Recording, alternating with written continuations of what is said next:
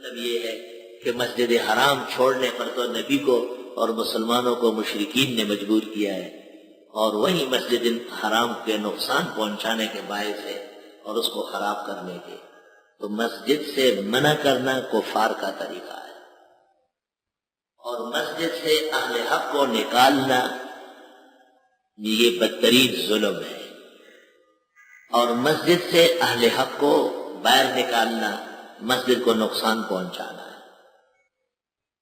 تو جن لوگوں نے مسجدوں میں شرک اور بدعت شروع کی ہے اور مسجدوں سے بتخانے بنائے ہیں، اہل حق وہاں نماز نہیں پڑھ سکتے، اس کا وبال بھی ان پر پڑے گا۔ اگر کسی کے محلے میں بدعتیوں کی مسجد ہے تو وہ مسجد کے حکم میں نہیں ہے، کیونکہ مسجد وہ ہے ان المساجد للہ فلا تدعوا مع اللہ احدا، جس میں اللہ کے سوا کسی اور کو نہ پکارا جائے، اور وہ سارے جہان کی قبروں کو پکارنے والے ہیں، اس لیے وہ مسجد نام کا تو ہے، کام کا اور مقاصد کی مسجد نہیں۔ مسجد میں وہ کام ہوگا جو قرآن و سنت کے مطابق ہے۔ جس آدمی نے آ کر آرابی نے پیشاب شروع کیا تو آپ نے اس کو اخیر میں سمجھایا انما المساجد للذکر والصلاۃ وتلاوت القرآن، مسجد سے ذکر کے لیے، تلاوت کے لیے، قرآن کے بیان کے لیے، نماز کے لیے، یہ پیشاب پخانے کی جگہ نہیں۔ تو حدیث سے پتہ چلا کہ مسجد میں پیشاب پخانا منع ہے، اس پر تو عمل ہو رہا ہے، لیکن قرآن سے ثابت ہے کہ مسجد میں غیر اللہ کو نہ پکارا جائے، ان المساجد للہ فلا تدعوا مع اللہ احدا، اس پر عمل نہیں، اس کے خلاف۔ بعض لوگ کہتے ہیں جی نماز تو ہو جاتی ہے، اگر بدعتی کے پیچھے نماز ہوتی ہے تو مرزائی کے پیچھے بھی ہو جائے گی، پھر رافضی کے پیچھے بھی نماز ہو جائے گی، پھر تو عقیدے کا فرق ہی ختم کر دیا گیا۔ اس عاجز اور فقیر اور اس کے اساتذہ و مشائخ کے نزدیک مبتدئین سے اختلاف اصولی ہے، اس لیے ان کی اقتداء میں اہل حق موحد کی نماز نہیں ہوگی، اور جانتے ہوئے بھی اگر نماز پڑھی جائے بغیر ہیلے کے تو نکاح کی تجدید اور کلمہ ایمان دوبارہ پڑھنا پڑے گا، کیونکہ کفر لازم آ جائے، اور جتنی نمازیں ان کے اعتقاد میں پڑھی گئی ہیں ان کے خلف میں وہ سب کے سب واجب الادا ہے، دوبارہ پڑھی جائے گی، اس کے حوالے پہلے دے چکا ہوں۔ جب مذہب کے امام نے کہا کہ لا ارى الصلاة خلف المبتدی، بدعتی کی اقتداء میں ہم نماز کے قائل نہیں ہیں، کون ہوتا ہے حنفی مفتی؟ کس باغ کی مولی اور گاجر ہے جو امام ابو حنیفہ کے خلاف فتوی دے رہا ہے؟ یہ مفتی ہے یا مختی ہے؟ میں نے اس موضوع پر کتاب لکھی ہے، اس کا نام ہے اعلام الاعلام بأن الفتوى مطلقا على مذهب الامام۔ اعلام الاعلام بڑے علماء کے اقوال میں نے جمع کیے، بأن الفتوى مطلقا على مذهب الامام، نہ یوسف کے قول پر فتویٰ ہو سکتے ہیں نہ محمد کے قول پر، الا یہ کہ امام صاحب سے تائید ہو، ان الفتوى مطلقا على مذهب الامام، ابو حنیفہ کا فتویٰ ہو۔ اس عبارت کی تقویت میں کتاب اعلام الاعلام یا احسن الاعلام بأن الفتوى مطلقا على مذهب الامام۔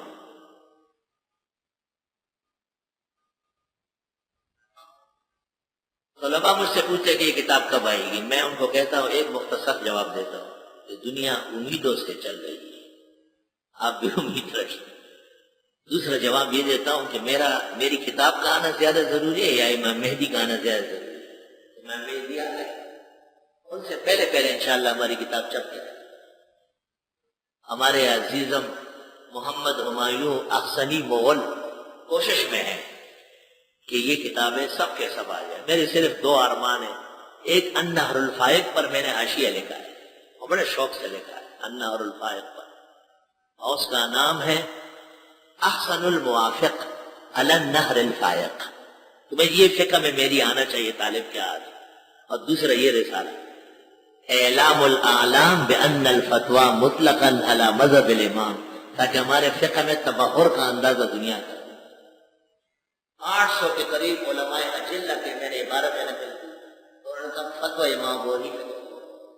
دوسرا جو فتوی ہوگا وہ حنفی ہے۔ احسن الموافق علی النہر الفائق، النہر الفائق کی 5 جلدیں ہیں، اس میں تقریباً 3 پر حاشیہ آ چکا ہے، اب تو وہ چپ کے 3 میں آ گئی، پہلے 5 میں۔ یہ صاحب بحر کے چھوٹے بھائی ہے، وہ عمر ابن نجیم ہے، یہ سراج ابن نجیم ہے، اور ان کا شاگرد بھی ہے، عمر میں بہت چھوٹا ہے، بہت زیادہ 30-35 سال چھوٹا ہے۔ کہتا رہتا ہے کتاب میں سألت الاخ فلم یجبنی، وہ ان کے استاد ہیں، کہتے میں نے ان سے پوچھا جواب نہیں دے سکے۔ یہ بھی بے ادبی ہے نا، اس لیے کتاب 905 سال بعد دنیا میں چھپ گئی، 905 سال بے ادبی کی وجہ سے کتاب پیچھے دھکیلی گئی۔ اب میں نے اس پر احسن الموافق لکھا ہے اور بڑی کوشش کی ہے، اس میں مخطوطات اور مطبوعات کے 2000 حوالے ہیں۔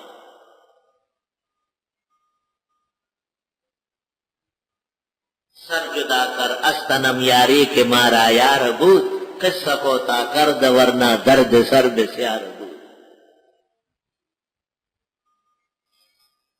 اللہ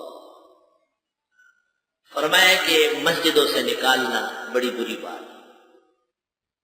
آیت کا حاصل ہے امام بخاری کی کتاب ہے التاریخ الکبیر، اس میں عبداللہ ابن مسعود کے ترجمے میں ہے لَأَنْ أَرَى نَارًا فِي الْمَسْجِدِ خَيْرًا أَنْ أَرَى بِدْعَةً تُحْدَثُ، میں مسجد میں دیکھوں کہ آگ لگی ہوئی ہے، مسجد جل رہی ہے، خیر ہے، لیکن بدعت وہاں ہو رہی ہو تو یہ برداشت نہیں۔ یہ صحابہ رسول، اس کو صحابی رسول کہتے ہیں۔ لَأَنْ أَرَى نَارًا فِي الْمَسْجِدِ تُحْرِقُ خَيْرًا أَنْ أَرَى بِدْعَةً تُحْدَثُ، میں مسجد میں آگ دیکھوں جو سب کچھ جلا رہی ہے، بجھ جائے گی، کوئی آ جائے گا، لیکن یہ بدعتی جو آگے گھسا ہوا ہے نا، اس کو نکالنا بہت ضروری ہے۔ التاریخ الکبیر للبخاری بترجمت عبداللہ ابن مسعود رضی اللہ تعالی، اور عبداللہ ابن مسعود کا قصہ لکھا ہے، اور بھی سینکڑوں کتابوں میں۔ ان کی خدمت میں کسی نے کہا کہ چاش کی نماز بعض لوگ جماعت سے پڑھتے ہیں یا سب مل کر کے ایک خاص طریقے سے پڑھتا ہے، کہ چاش ثابت ہے، کون انکار کر سکتا ہے، اصلاً ثابت ہے، وصفاً دیکھا انہوں نے خرابی۔ فقام ابن مسعود کھڑے ہو گئے، ولبس برنوسا اور جبہ پہن لیا، واخذ عصا لاٹھی لے لی، وراہ الیہم ان کی طرف گئے، وقال هذه الاسواب لم تخلق، پیغمبر کے ساتھ جو کپڑے میں نے پہنے ہیں وہ کپڑے ابھی بالکل پھٹے نہیں۔ وَهَذِهِ الْأَوَانِي لَمْ تُكْسَرْ، جن برتنوں میں نبی کے ساتھ کھانا کھایا ہے وہ ابھی ٹوٹے نہیں ہے کچھ نہ کچھ۔ مَا أَرَاكُمْ إِلَّا مُبْتَدِئِينَ، مگر میں تمہیں بدعتی سمجھ رہا ہوں۔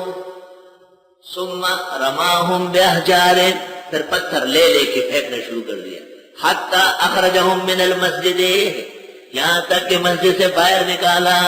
معلوم ہوا کہ بے دینوں کو مسجد سے نکالنا صحابہ کی سنت ہے، اور بے دینوں کو مسجد میں برداشت کرنا یہ ومن اظلم ممن منع مساجد اللہ ان یذکر فی اسمہ وصحابہ، اس کے خلاف ہے۔